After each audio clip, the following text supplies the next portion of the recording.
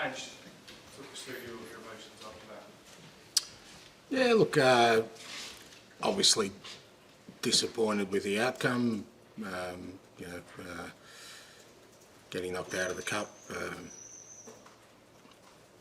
We weren't at our obviously fluent best, particularly early on, which is not surprising considering the kind of the amount of changes I made. The fact that the boys, a lot of the players tonight, that's their first start for the season. So we lacked a little bit of cohesion, fluency.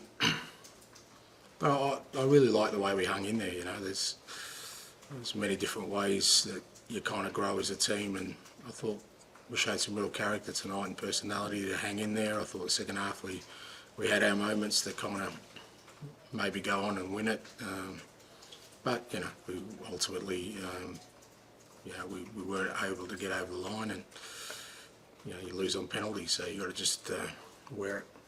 Can you talk us through the team selection and why you made so many changes? Because I guess with no European football, there's sort of even more of a case that the cup should have been right up there with the priorities this season. Yeah, it is my priority, mate. But like I said, there's no European football, so how am I going to find out about our players? What opportunity would I have to do that other than a game? And they're all Tottenham players. They're all part of our club. So we put out, like I said the weekend, we put out a lineup tonight that will hopefully give us energy, and we just weren't able to get over the line. But that doesn't mean that the cup or any game is not a priority for us. But you know, from my perspective, you know, we're very much at the discovery stage, mate. So I need to find out, you know, and we need to give the players the opportunity to contribute, because that's why they're here. They're not here just to make up the numbers. So, you know, and a lot of them have been working hard at training, and we deserve an opportunity to go out there and play tonight. How much of an issue is it then now that you won't have the opportunity to give those players minutes outside of the league? Well, at least they've had some. So if we need them over the next sort of 2-3 weeks, you know, we've got the window. We can do some extra work with them in terms of fitness. But that's the reality of it. That you know, we're going to need to rely on these guys, not just them, but you know, whenever we get some disruptions along the way, which inevitably happen, whether that's injuries or you know, players coming in and out. You know, tonight was an opportunity to get some game time into some guys, as you said, because it's going to be difficult moving forward. Does that change anything with the sort of size of squad that you want to have, ideally, just given there is only one competition that you're in between now and then? No, not really. No, I think the size of squad in my mind is the same as it's always been. That you know, we want to have a squad that's resilient enough to you know, grow and be competitive in a tough Premier League season. And obviously one positive, Richarlison scoring, really good for his confidence, but how was his ankle? Does it seem to affect him as a Yeah, I think got a bit of a knock. Yeah, look, I mean, you know, I guess because everyone's been talking about it, it's great for him to, you know, to score a goal. I think he's played better for us in the other games. I mean, I'm still looking at. I get why other people look at that, and I understand that. But for me, it's about contributing to our football, how we play, and you know, I thought we gave away the ball a little bit too much tonight, and not just him. There was a few players in that boat, and it's an important part of our game. So that's the stuff that I want, you know, Richie to keep working on and improving. I think the goals will come. I think the way we play, you know, our strikers, our attacking players, all our players will get opportunities to score. To me, it's more about the overall game that's much more important at this stage. And when you look at the sort of squad as a whole that was used in that, kind of ignoring those guys that you know, think may leave the club, do you feel like you'd like more players to come in during these next few days?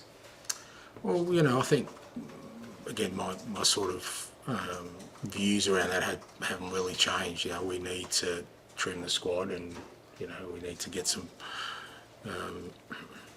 To get to a sort of more manageable state, and then see what's available for us to then bring in players to strengthen the squad in a couple of areas I think we may need. You said you're in discovery, Ange. I mean, did you learn more tonight about who you can and can't rely on going forward? Yeah, I wouldn't say can't rely on. I mean, that's a bit harsh for me to sort of measure somebody when you're doing that. But I think, like I said, I thought, there was some real. I like the way that we hung in there. That's going to be important for us. There's some character and resilience shown amongst the guys that I think is going to be needed moving forward, just amongst the group. Like I said, we've come away in a cup game to a Premier League side and lost on penalties. So, if we'd lost 4-0 or got blown away, then maybe there'd be a different discussion to be had. But if we'd won on penalties, would my views be different right now? No, it'd be exactly the same. So it's not really measured by the outcome. It's more measured about the whole sort of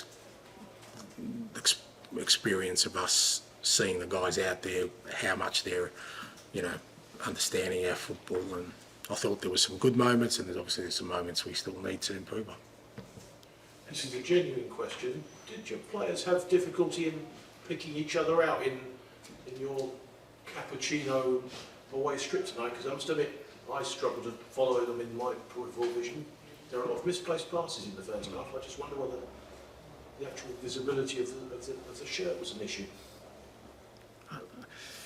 Okay. I don't know is the real answer to that genuine question. That's my genuine answer. I'm not really sure. I don't think he would have played a massive part. Look, I think some of it is just, like I said, just, in a team function when there isn't familiarity there. Like I said, guys who haven't played with each other and, in over 2-3 games, there's not going to be the fluency there that we've seen, but that's understandable. But again, that's part of the process of where we're at the moment. We need to, like I said, find out about our players, find out about our, the group and our character and our personality, and I don't know, maybe we need to check out colour matching capabilities. I don't know. Cappuccino, so it was okay. Nice. And you gave Dane Scarlett's first minutes of this season. What did you make of his performance, and is it your intention to keep him in the club beyond transfer window? Yeah, I thought, he was bright when he came on. He's been really good for us at, training. He's working really hard. Look, I'll sit down over the next couple of days with Dane and, sort of chart a way forward for him. I really think, I think he's definitely got a future at our club. I think, I really like, his attributes as a striker. It's always a balance with young players. Will he get enough game time? Because for him, that's the next stage of development, is to play. He played a fair few games last year, but I think he's actually improved as a player since then. And I'll make that decision over the next sort of couple of days. Sit down with him, but I certainly see him as a Tottenham player, and a lot of that will depend on sort of what else happens over the next sort of 2-3 days.